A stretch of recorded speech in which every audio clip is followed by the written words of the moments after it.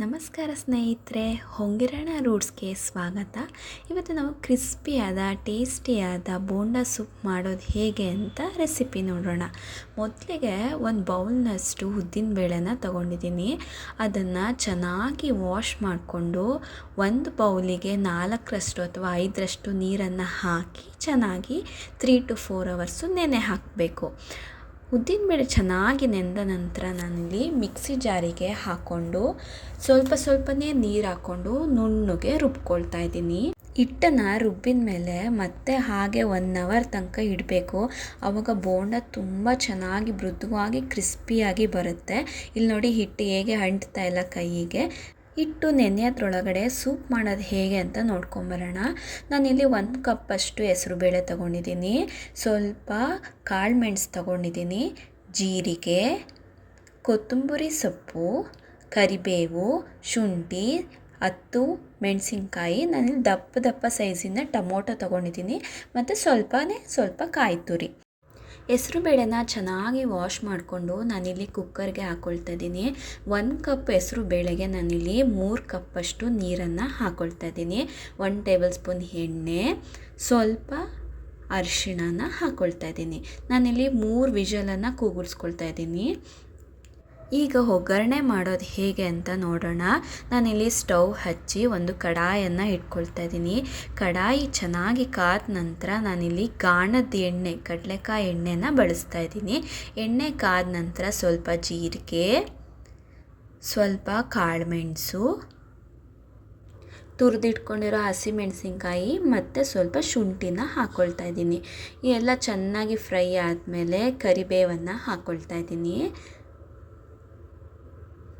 ಕರಿಬೇವೆಲ್ಲ ಚೆನ್ನಾಗಿ ಫ್ರೈ ಆಗಬೇಕು. ಆಮೇಲೆ ನಾನಿಲ್ಲಿ ಟೊಮೊಟೊನ ಹಾಕ್ತಾಯಿದ್ದೀನಿ. ನಾನಿಲ್ಲಿ ಸೂಪಿಗೆ ಈರುಳ್ಳಿನ ಬಳಸ್ತಾ ಇಲ್ಲ, ಬರೀ ಟೊಮೊಟೊ ಮಾತ್ರ ಬಳಸ್ತಾ ಇದ್ದೀನಿ.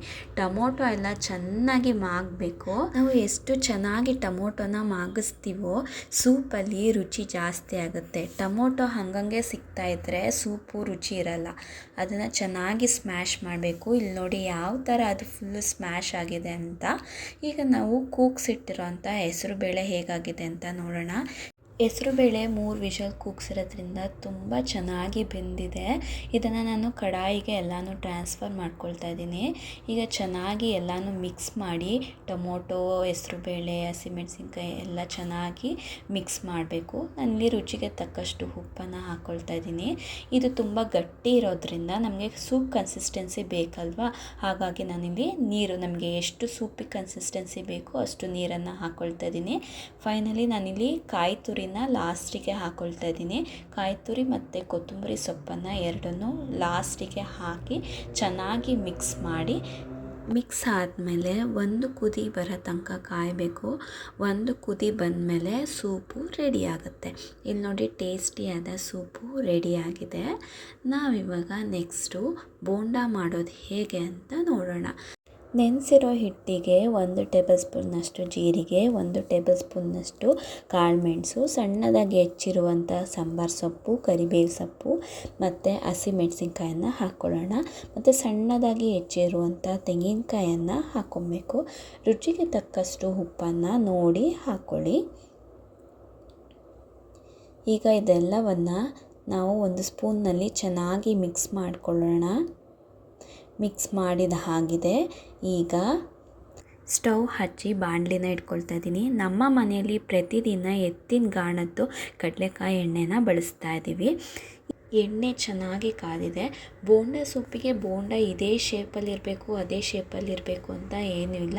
ನಿಮಗೆ ಯಾವ ಶೇಪಲ್ಲಿ ಬೇಕಾದರೂ ನೀವು ಬೋಂಡನ ಮಾಡ್ಬೋದು. ನಾನಿಲ್ಲಿ ರೌಂಡಾಗಿ ಬೋಂಡನ ಮಾಡ್ತಾಯಿದ್ದೀನಿ. ಬೋಂಡ ಎಲ್ಲ ಚೆನ್ನಾಗಿ ಗೋಲ್ಡನ್ ಕಲರಾಗಿ ಬರಬೇಕು. ನೋಡಿ ಈ ಥರ ಗೋಲ್ಡನ್ ಕಲರ್ ಬರೋ ತನಕ ಚೆನ್ನಾಗಿ ಫ್ರೈ ಮಾಡಿ. ಜಾಸ್ತಿ ಡೀಪ್ ಫ್ರೈಯೂ ಮಾಡೋಕ್ಕೆ ಹೋಗಬೇಡಿ. ಸ್ವಲ್ಪ ಕ್ರಿಸ್ಪಿ ಬಂದಿದೆ ಮತ್ತು ಗೋಲ್ಡ್ ಕಲರ್ ಬಂದಿದೆ ಅಂದ ತಕ್ಷಣ ಬೋಂಡ ರೆಡಿಯಾಗಿದೆ. ನೋಡಿದ್ರಲ್ಲ ಫ್ರೆಂಡ್ಸ್, ಹೇಗೆ ಬೋಂಡಾ ಸೂಪ್ ಬಿಸಿಯಾದ ಕ್ರಿಸ್ಪಿಯಾದ ಟೇಸ್ಟಿಯಾದ ಬೋಂಡಾ ಸೂಪ್ ಮಾಡೋದು ಅಂತ.